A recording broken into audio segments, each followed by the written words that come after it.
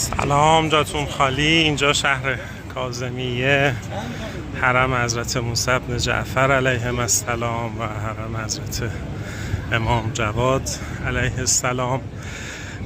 بعضیا شروع سفر اربعینی خودشون از بغداد و کاظمیه شروع میکنند و بعد همین مسیر رو تا کربلا پیاده میرن، گرچه بیشتر ایرانی ها شاید همون مسیر نجف کربلا رو مشی کنن و پیاده برن.